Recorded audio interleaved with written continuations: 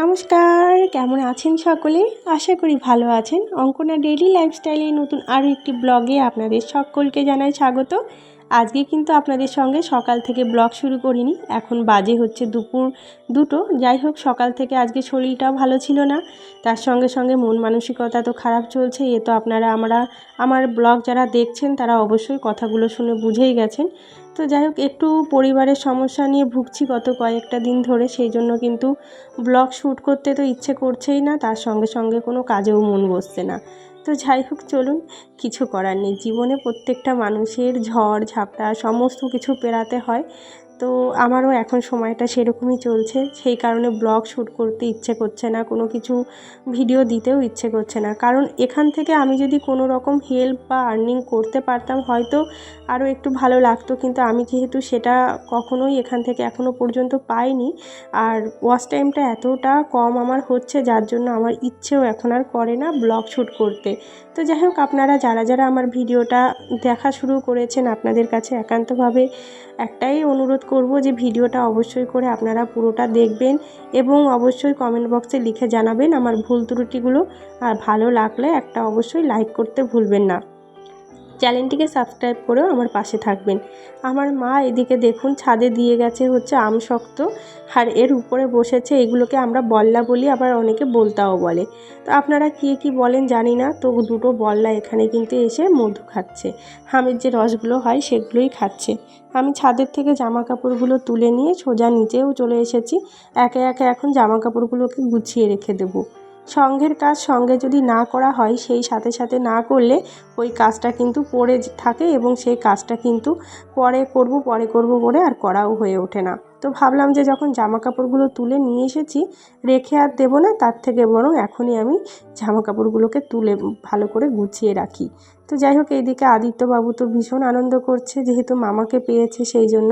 পড়াশোনাও তেমন একটা এখানে করতে লাগছে না, টিউশন যেতে হচ্ছে না, স্কুল যেতে হচ্ছে না, ভীষণ আনন্দ করছে। কিন্তু আমার মনের মধ্যে ফেটে যাচ্ছে একটাই দুঃখে, ছেলেটাকে এত ভালো একটা স্কুলে আমি দিয়েছিলাম, ছেলেটা এত ভালো পড়াশোনায়, সেই সমস্ত কিছু থেকে কিন্তু সে এখন বিরত রয়েছে এবং খারাপের দিকেই দিন দিন চলে যাচ্ছে। মামা বাড়িতে থাকা আর নিজের বাড়িতে থাকা কিন্তু রাত আর দিন ব্যবধান। মামা বাড়ি হয় আর নিজের বাড়ি হয়, তাই না বলুন?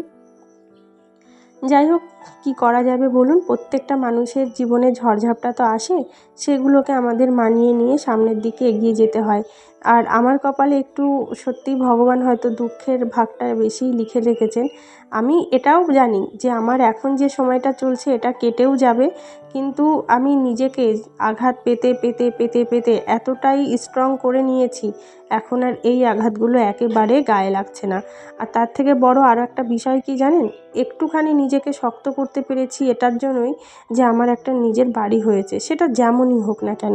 হয়তো সেটাতে কালার করা হয়নি, প্লাস্টার করা হয়নি, কোনো কিচ্ছুই আমার হয়নি, কিন্তু তাও আমার নিজের মনের যে একটা মানে জোর, যে না আমার নিজের একটা বাড়ি আছে, আমাকে কেউ কোনো কটু কথা শোনানোর আগে আমি সেখানে গিয়ে আশ্রয় নিতে পারবো, এই যে মনোবলটা আছে, এর জন্যই এখন আর আমার অত খারাপ লাগছে না।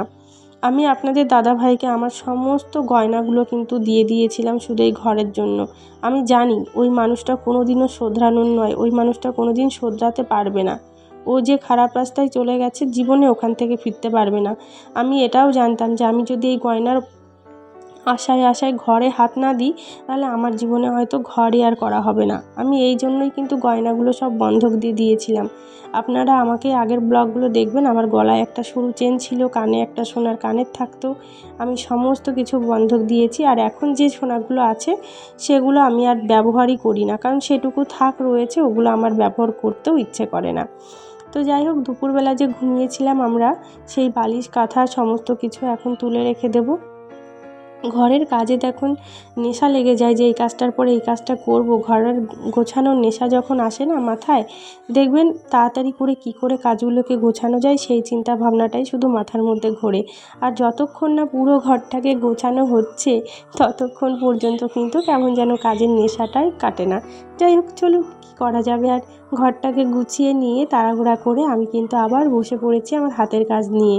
টার্গেট একটাই, যে দিন গেলে অন্তত পক্ষে 50 টাকা 60 টাকা ইনকাম করার। কিন্তু জানেন এইটুকু টাকায় কি আর জীবন চলে? কোনো মেয়েদেরই জীবন চলে না। তারপরে আবার কি বলো তো, আমার তো ছোট বাচ্চা আছে, ওর তো প্রত্যেক দিন দুধের পিছনেই চলে যায় 25 টাকা করে, আর এক্সট্রা তো খাবার দাবার আছে। আর এইভাবেই কি চলা যায়? আমি ভেবেও নিয়েছি যে আমার যদি সত্যিই জীবনে তেমন কোনো আঘাত প্রতিঘাত আসে, এখনও পর্যন্ত সেটা তো ফেস করিনি, তো কোনো এই হাতের কাজ করে তো আর আমার চলবে না, আমি একটা আলাদা রকম হাতের কাজও করব। যাই হোক চলুন, যতই ঝড়ঝাপটা আসুক না কেন, আদিত্যবাবুর চাই তার ঘটে টাকা ঢোকানো। তো খুচরো টাকা কিছু আমার পার্সে ছিল, আমাকে তখনই বলছে, মা অনেক দিন হলো আমার ঘটে আমি টাকা ঢোকাইনি, আমাকে কিছু টাকা দাও। তা আমি বলছি, দাঁড়া বাবা, তুই যে মনে করেছিস সেটাই অনেক, আমি তোকে কিছু টাকা দিচ্ছি, তুই সেটা ঢোকা। তো কাছে আমার খুচরোই 30 টাকা মতন ছিল, ওকে সেটা দিয়ে দিয়েছি। এটাই ও এখন কিন্তু ভাড়ে ছেড়ে দিল। আর ওর গায়ে না প্রচুর অ্যালার্জির মতন ছোট ছোট দানা দানা বেরিয়েছিল, তো আমি ওকে একটু পাউডার লাগিয়ে তারপরে কিন্তু আমি ওকে পড়াতে বসেছি। কী বলুন তো, এখন বাজে হচ্ছে ওই 5:30 মতন। এখন যদি তাড়াহুড়া করে একটু পড়িয়ে দিই, রাত্রেবেলা ও আবার ওর দিদার সঙ্গে যাবে হচ্ছে একটা অনুষ্ঠান বাড়িতে, তো সেই জন্য ওকে একটু তাড়াহুড়া করে পড়াতে বসিয়েছি। হাজারো বাধা, হাজারো প্রতিকূলতা আসুক না কেন, ছেলেটাকে আমি মানুষের মতন মানুষ করব, এটা আমার একটা টার্গেট। তাতে যদি আমার না খেয়েও থাকতে হয়, আমার তাতে কোনো সমস্যা নেই। কিন্তু আমার এটা বিশ্বাস, আমি বড় মায়ের কাছে, মা মনসার কাছে অনেক অনেক প্রত্যেকটা দিন ডাকি যে আমার যে সময়গুলো যাচ্ছে যেন কোনো মানুষের সাথে এগুলো না হয়, আর আমার এই সময়টা দেখে যারা হাসছে তাদের যেন অবশ্যই করে ভগবান তাদেরকেও এই সময়গুলো যেন না দেখান।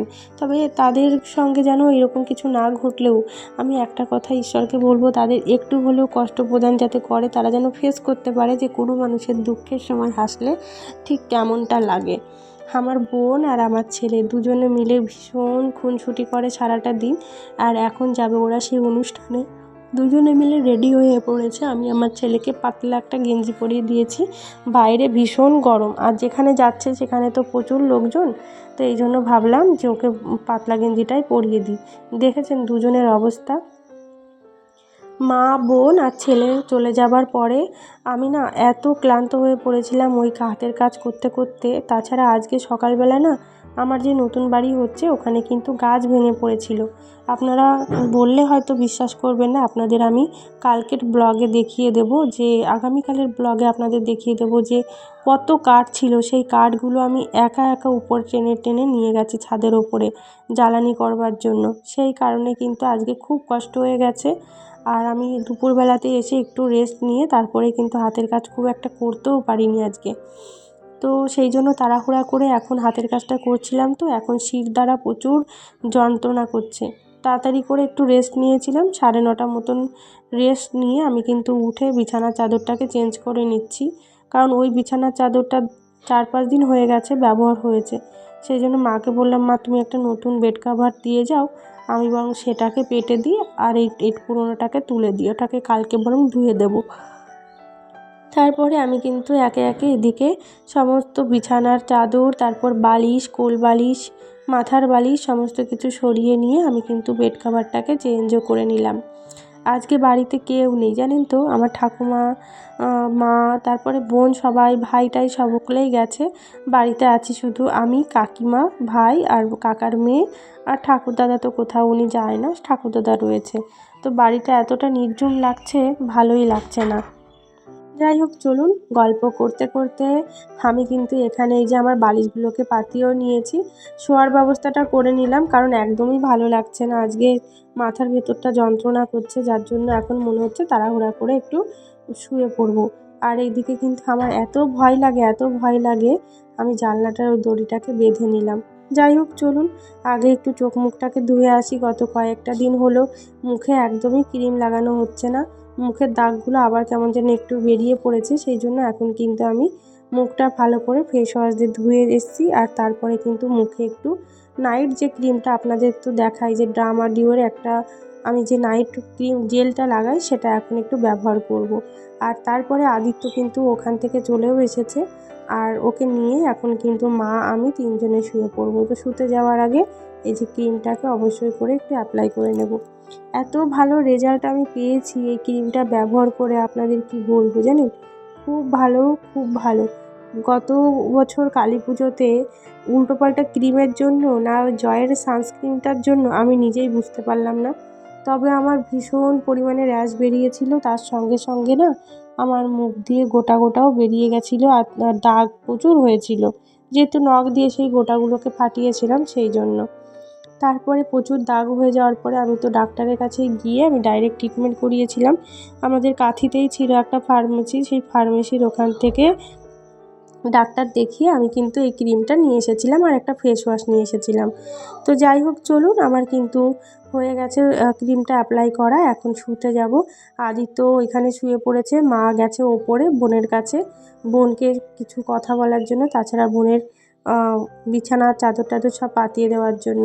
তো যাই হোক চলুন, আজকে ভিডিওটা এখানেই শেষ করছি। সকলে ভালো থাকবেন, সুস্থ থাকবেন।